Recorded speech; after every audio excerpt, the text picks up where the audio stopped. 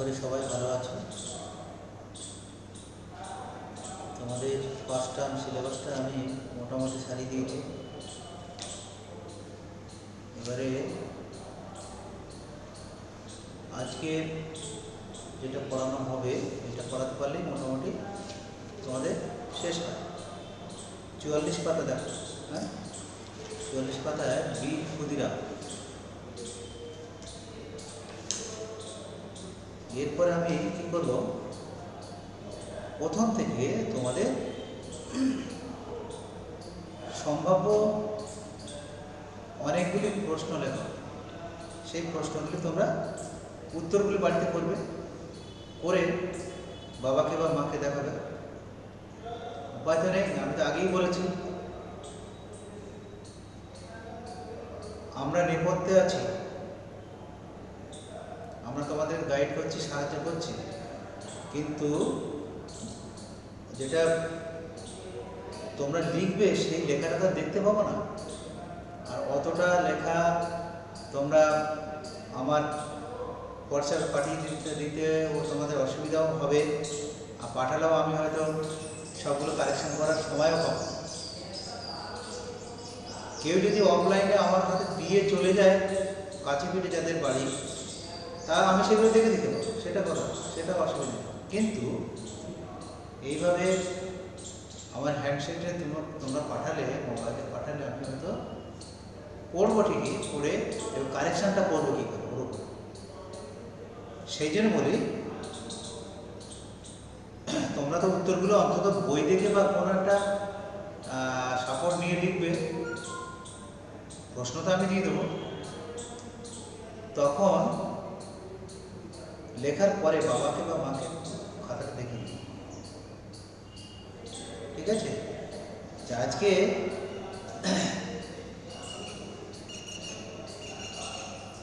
বীর ক্ষুদিরাম এই অংশটা পড়ালে, হে বীর নবপ্রণাম এই বইয়ের মধ্যে বীর ক্ষুদিরাম এটা পড়ালে আপাতত সিলেবাসটা আমার শেষ হয়। তারপরে যা বলেছি তাই করব, প্রথম দিকে চলে যাবো আমরা, কিচ্ছু অসুবিধা হবে না। মনে জোর রাখো, সাহস রাখো, বড় হতে হবে।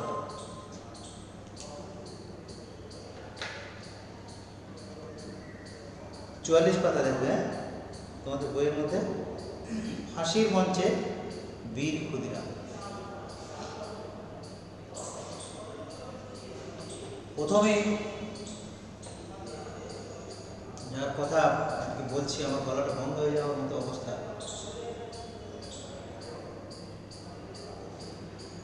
কি কষ্ট তার, শেষবারের মতো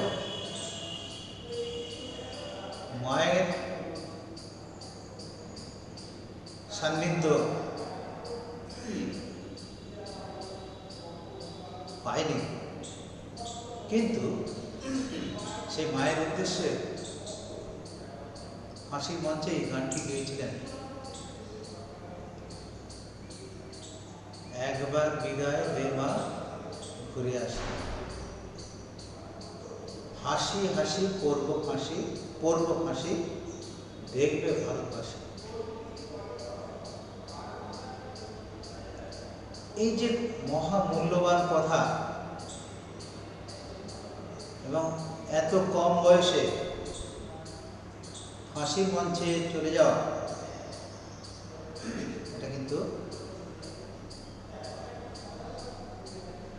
সকলের পক্ষে সম্ভব নয়। নিঃস্বার্থ লড়াই যাকে বলা হয়। আমরা কি করি, কোনো অঘটন ঘটছে, আগুন লেগে গেছে, কেউ রাস্তায় পড়ে আছে অসুস্থ হয়ে, আমরা দেখে চলে যাচ্ছি, কিন্তু দাঁড়াই না। দাঁড়ালে হয়তো সেই অসুস্থ ব্যক্তিটি আমার সেবা পেয়ে, ন্যূনতম সেবা পেয়ে সে আবার সুস্থ হতে পারে। এইটুকু কাজ আমরা করতে পারি না। আমাদের ভীষণ এই দুর্বলতা, স্বার্থপরতা। আর এই যে বীরের কথা বলবো, ওই বীর কেমন ভাবে দেশকে ভালোবেসে দেশের জন্য লড়ে প্রাণপাত করেছিলেন, সেই ব্যাপারে আমরা কিন্তু তার আদর্শ বিন্দুমাত্র যদি গ্রহণ করতে পারি তাহলে আমাদের অনেক উপকার হবে। এই যে পড়াশোনা করছো, তোমরা পড়াশোনা করে অনেকে হতাশ হয়ে যাচ্ছে, কি করব, কি হবে। হতাশ হওয়ার কোনো জায়গা নেই। কোনো না কোনো সময়ে তুমি অবশ্যই দেখবে তোমার ঈপ্সিত লক্ষ্যে পৌঁছে যাবে। আর সেই লক্ষ্যে পৌঁছানোর পর তুমি যে আনন্দ পাবে খুঁজে, সেটা কখনোই তুমি ভাবতে পারবে না। আনন্দ পাওয়ার জন্য নিজেকে ধরে রাখবার জন্য,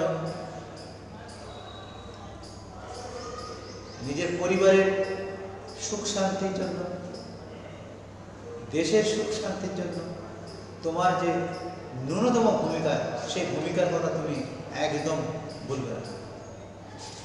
দেখবে তুমি অবশ্যই তুমি যে কাজে যাবে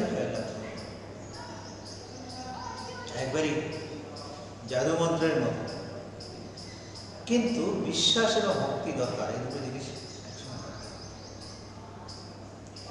বিশ্বাস এবং ভক্তি তোমার মধ্যে থাকলেই তুমি মনে করবে যে আমি কোনো কঠিন কাজ, কোনো বড় কাজ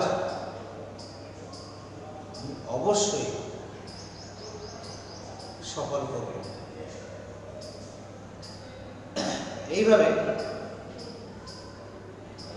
এই মানুষটির কথা আমরা আজকে একবার জেনে নিই, দেখি কি বলা আছে এখানে। তবুও তার কথা আমি যতটা পেরেছি তোমাদেরকে ভূমিকাতে বলে দিলাম। এইরকম নির্ভীক বাংলা মায়ের দামাল ছেলে আমরা মনে হয় আর খুঁজে পাবো। আমরা শুনে থাকবে বিনয় বাদল দীনেশের কথা, বীর ক্ষুদিরামের কথা,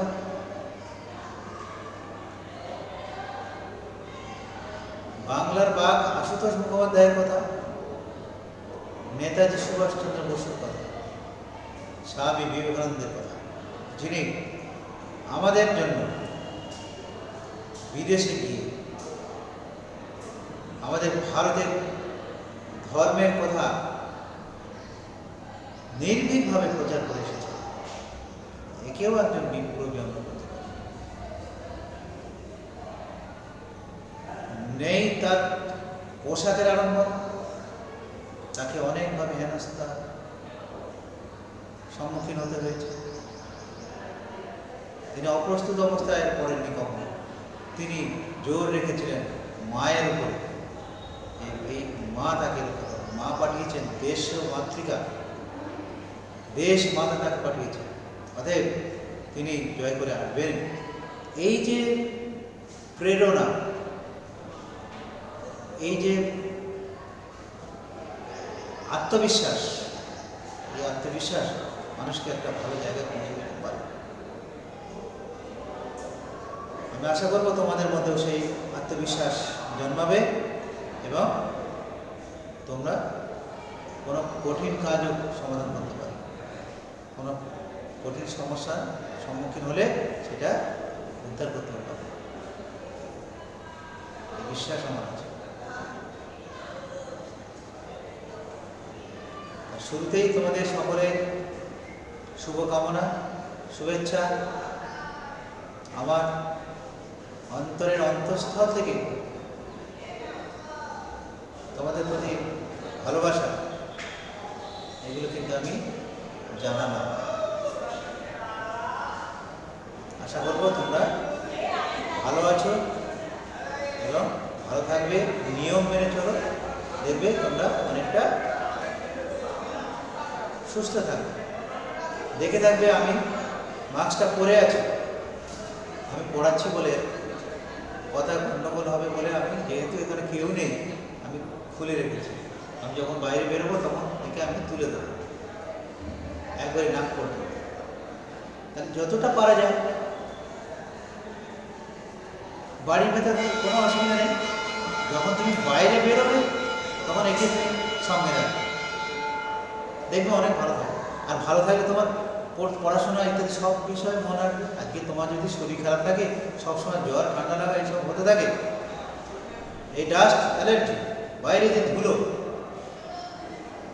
এই ধুলোর হাত থেকে রক্ষা পেলেই তোমার সমস্ত রোগের অর্ধেকটাই শেষ, রিকভারি হবে। আবার ভারতবর্ষের 13টি রাজ্য আক্রান্ত। সেদিনে দেখছিলাম দৈনন্দিন মানে 9,000-এর মতো হচ্ছে, এখন আজকে দেখলাম খবর 23,000-এর মতো। তাহলে ভাবো মহারাষ্ট্রে সব থেকে বেশি, এবং 900 কালপুর হচ্ছে। আর তোমরা একটু সতর্ক, তোমরা পারবে সব, তোমরাই পারো। তুচ্ছ তাচ্ছিল্য করবে না, অবজ্ঞা করবে না, বাবা মাকে কখনোই তুচ্ছ করবে না, অবজ্ঞা অবহেলা করবে না। তারা যদি বলেন করে যেতে করবে, ঠিক আছে? দেখবে ভালো থাকবে। আর মুখ হাত ধোয়া, হাত ধোয়া ধুয়ে খাওয়া দাওয়া করবে, খাবারটা ঢেকে রাখবে, খেতে হয়তো দেরি হচ্ছে ঢেকে রাখবে, হয়তো অঙ্ক করছো। আমি শুধু আমাদের নৈতিক দিকটা, নীতিগত দিকটা বলছি, এটা কিন্তু খারাপ কোনো না, এটা একটা দিক। আমি বীরের কথা বলবো বলেই এতগুলো কথা আমাদেরকে শোনানো। দেখি, জন্ম 1889, মৃত্যু 1908।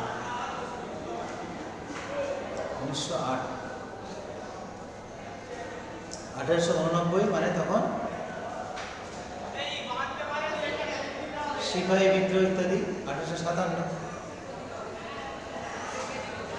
তার আগেই আমাদের ভারতবর্ষকে গ্রাস করে নিয়েছে ইংরেজরা, ব্যবসা বাণিজ্য করবার জন্য এসেছে। তাহলে এই 1889 এই সময়ে তার জন্ম। তিনি পরাধীনতার যে কি জ্বালা, কি যন্ত্রণা, সেটা একেবারেই স্বচক্ষে দেখেছে। বুঝা গেল?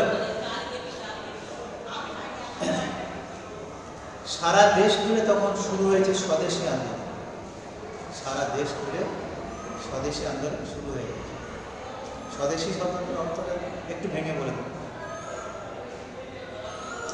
মানে নিজের দেশ, মানে দেশ, নিজের দেশ, মানে নিজের দেশের মানুষ নিজের দেশেই লড়বে, নিজের দেশেই থাকবে, এখানে অবাধ বিচরণ করবে, এর কোনো বিকল্প নেই।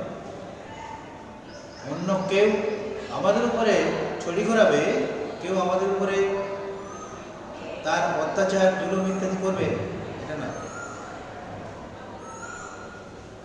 আমরা ঐক্যবদ্ধ হয়ে লড়ব। এই যে স্বদেশী, একে বলা হচ্ছে স্বদেশী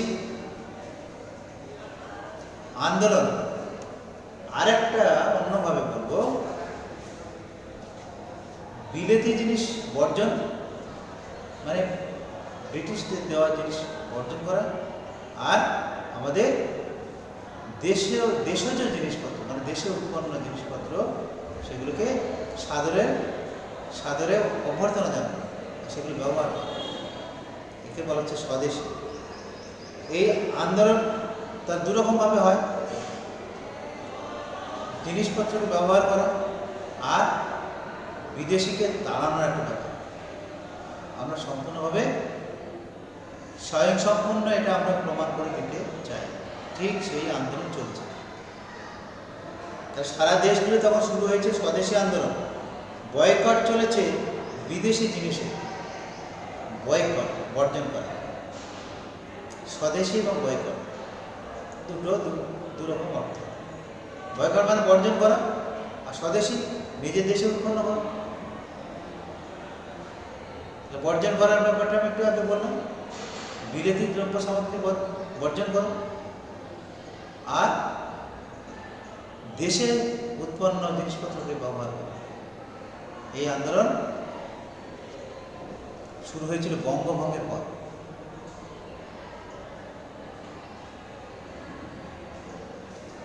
স্বদেশীরা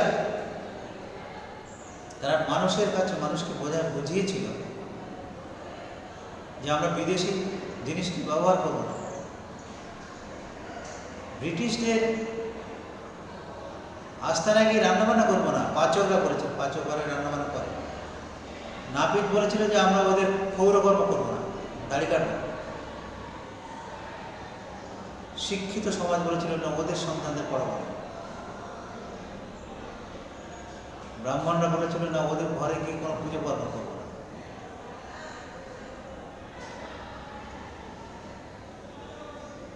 ওদের কোনো পোশাক পরিচ্ছদ আমরা ব্যবহার করবো না। আমরা হাতে বুনবো, তাঁত শিল্পকে আমরা পুনরায় জাগিয়ে তুলব।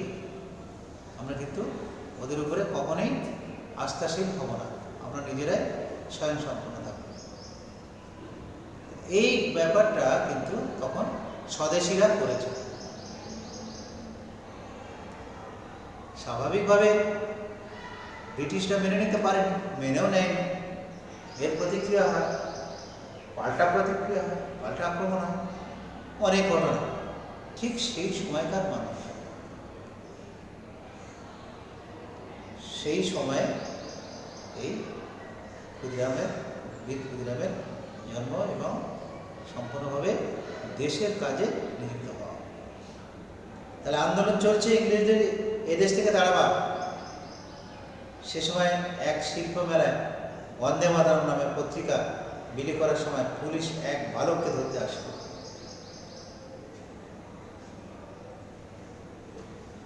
সাহসী বালকটি পুলিশকে প্রচণ্ড খুশিতে মাটিতে ফেলে দিয়ে পালিয়ে গেল। সেই বীর বালকটি কে জানো? তিনি হলেন বাংলার বীর সন্তান ক্ষুদিরাম বসু, যিনি ফাঁসির মঞ্চে জীবনের জয়গান গেয়েছিলেন। তিনি জীবনকে অতি সংক্ষিপ্ত আকারে দেখতে চান সেই মানুষ।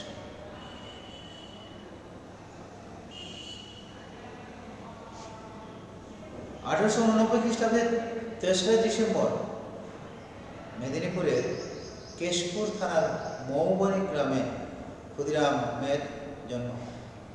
কেশপুর মানে খুব একটা দূরে নয়, আমাদের এখান থেকে মাত্র কয়েক কিলোমিটার দূরে, পশ্চিম মেদিনীপুর মৌবনী গ্রাম। তো যাই হোক, সেইখানে তিনি জন্মেছিলেন। বাবা ত্রৈলোক্যনাথ বসু, ত্রৈলোক্যনাথ বসু, ত্রৈলোক্যনাথ বসু আছে। তার মাতা ছিলেন লক্ষ্মীপ্রিয়া দেবী, তার মাতা লক্ষ্মীপ্রিয়া দেবী। তার বাবার নাম, পিতার নাম ত্রৈলোক্যনাথ বসু, মাতা লক্ষ্মীপ্রিয়া দেবী। কোথায় জন্মালেন? পশ্চিম মেদিনীপুর কেশপুর থানার অন্তর্গত মৌবনী গ্রাম। 1889 খ্রিস্টাব্দের 3রা ডিসেম্বর। বাল্যকাল থেকে তিনি দিদির কাছে প্রতিপালিত হন। নিশ্চয়ই কোনো অঘটন ঘটেছিল, মাতৃহারা হয়েছিলেন। কে দেখবে? তার দিদি তাকে, নাকি শোনা যায় গল্প, চালের ক্ষুদ্র অংশ খুদ বলা হয়, সেই খুদ দিয়ে নাকি ক্রয় করেছে, এটা শুনেছি। আসল সত্যতা আছে কিনা জানি না। যাই হোক, তার জন্য তার নামকরণ হয়েছিল ক্ষুদিরাম। তাহলে 1905 খ্রিস্টাব্দ, তখন বাংলা জুড়ে চলছে বঙ্গভঙ্গ আন্দোলন। তাহলে 89, 90 আর 11 বছর পর, 11, 12, 13, 14, 15, 16 বছর পর বঙ্গভঙ্গ। জন্মানোর পরেই কিন্তু তিনি বেশ কয়েকদিনের মধ্যেই ব্যাপারটা টের পেয়ে গেলেন, 16-17 বছরের মধ্যে। ইংরেজদের অত্যাচার তখন সহ্যের সীমা ছাড়িয়ে গেছে, চঞ্চল হয়ে উঠেছে বাংলার বিপ্লবীরা। অত্যাচারী ইংরেজদের এই অত্যাচারের মূলে ছিলেন কিংসফোর্ড। তিনি তখন চিফ প্রেসিডেন্সি ম্যাজিস্ট্রেট। প্রেসিডেন্সি মানে জেল, সেখানকার ম্যাজিস্ট্রেট, সর্বাধিনায়ক, সর্বময় কর্তা। বিপ্লবী অরবিন্দ ঘোষকে কেন্দ্র করে তখন বাংলাদেশে এক বিরাট বিপ্লবী চক্র গড়ে উঠেছে। এই চক্রের প্রধান ছিলেন বারীন্দ্র কুমার ঘোষ। এই বিপ্লবী চক্রে যোগ দিতে হলে মৃত্যু শপথ নিয়ে দীক্ষা গ্রহণ করতে হয়। তাহলে ভাবো তখন বিপ্লবীরা কিভাবে নিজের জীবনটাকে তুচ্ছ মনে করত।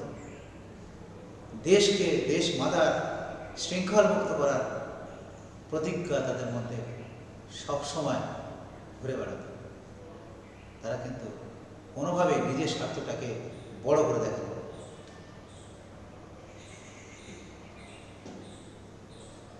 ক্ষুদিরামের চোখে তখন বিপ্লবের আগুন জ্বলছে। তিনি যাবতীয় পরীক্ষায় উত্তীর্ণ হয়ে স্বদেশী দলে যোগ দিলেন। কিশোর বয়সেই তিনি সংসারের সকল সম্পর্ক ছিন্ন করেন। অনুশীলন করেছেন শরীরচর্চা, লাঠি খেলা, বন্দুক, পিস্তল ছোড়া প্রভৃতি এই কাজগুলি তিনি শিখেছেন। পঠন পাঠন তার নামমাত্র। স্কুলে পড়াশোনা চলাকালীন তার এই অবস্থা, তিনি থেমে থাকতে পারেন না। অবিলম্বে অত্যাচারী ম্যাজিস্ট্রেট কিংসফোর্ড সাহেবের বিনাশ চাই। কে নেবে দায়িত্ব? এগিয়ে এলেন মেদিনীপুরের ক্ষুদিরাম আর অধুনা বাংলাদেশের বগুড়া জেলার প্রফুল্লচারী। বিপ্লবীদের নজর এড়াবার জন্য কিংসফোর্ডকে বিহারের মুজফ্ফরপুরে বদলি করা হয়।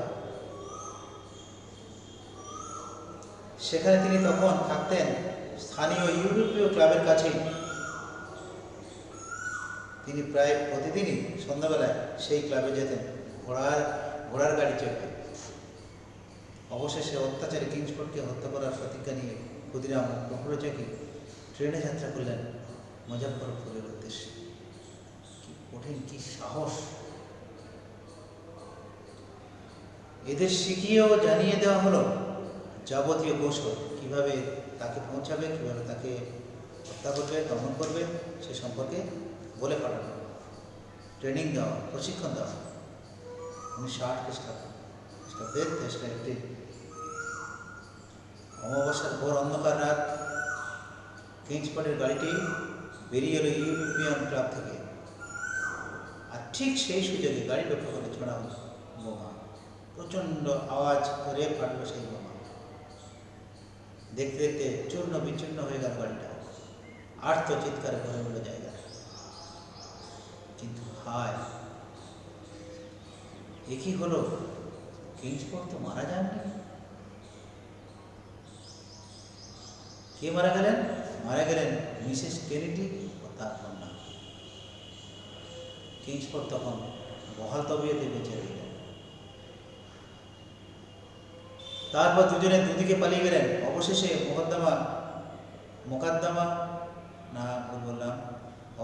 মোকামা স্টেশনের কাছে পুলিশ অফিসার নন্দলাল ব্যানার্জির হাতে ধরা পড়ার আগেই প্রফুল্লচারী নিজের রিভলভার দিয়ে আত্মহত্যা করেন। তাহলে মুজফ্ফরপুরে আসল উদ্দেশ্য সফল হয়নি। যে গুলিভাবে যেভাবে করা হয়েছিল সেটা কিন্তু ব্যর্থ হলো। দুজন দুদিকে পালিয়ে যাওয়ার চেষ্টা করলেন, পালিয়ে গেলেন। মোকামা স্টেশনের কাছে পুলিশের সঙ্গে দুজনের তুমুল গুলি বিনিময়। অবশেষে প্রফুল্ল চাকি কি করলেন, নিজের রিভলভারের ঘরের গুলিতে তিনি নিজেই আত্মহত্যা করলেন। ক্ষুদিরাম ধরা পড়েন সমস্তিপুরের কাছাকাছি, বিহার সমস্তিপুরের কাছাকাছি একটি দোকান থেকে মুড়ি কিনতে গিয়ে ধরা পড়েন। খুব খিদে পেয়েছিল, একটা দোকান থেকে মুড়ি কিনতে গিয়ে তিনি সেখানে ধরা পড়লেন। সমস্তিপুর একটা বড় স্টেশন, রেল স্টেশন। হ্যাঁ, ওখানে ট্রেন যায় এবং মানুষ দেওঘর বা ওইসব দিকে বেড়াতে গেলে ওই ট্রেনে চেপে যায়, ওখান থেকে তারা গাড়ি করে আসে। যাই হোক, মুজফ্ফরপুরের কোর্টে শুরু হলো বিচার। এ খবর ছড়িয়ে পড়ল দেশময়। অবন্তী জেরার সামনে দাঁড়িয়ে কোনো মিথ্যার আশ্রয় নিলেন না ক্ষুদিরাম। বহু জেরা করা হলো, জেরার সামনে দাঁড়িয়েও তিনি পরাজয় স্বীকার করলেন, সত্যিটা বললেন। নির্ভীক চিত্তে অকম্পিত কণ্ঠে স্বীকার করে নিলেন সমস্ত দোষ। বিচারে তার মৃত্যুদণ্ডের আদেশ হল। হাইকোর্টও এই আদেশ অনুমোদন করল। 1908 খ্রিস্টাব্দের 11ই আগস্ট ভারতের ইতিহাসে এক অবিস্মরণীয় দিন। সেই দিনটিতেই বীর ক্ষুদিরাম ফাঁসির তৈরি করে পড়লেন। দেশমাতৃকার পায়ে নিজেকে বিসর্জন দিলেন। এই মহান আত্মত্যাগ ভারতের স্বাধীনতা সংগ্রামকে আরও এগিয়ে নিয়ে গেল। তাঁর আত্মত্যাগের গৌরব আমাদের অন্তরে চিরকাল স্মরণীয় হয়ে থাকবে।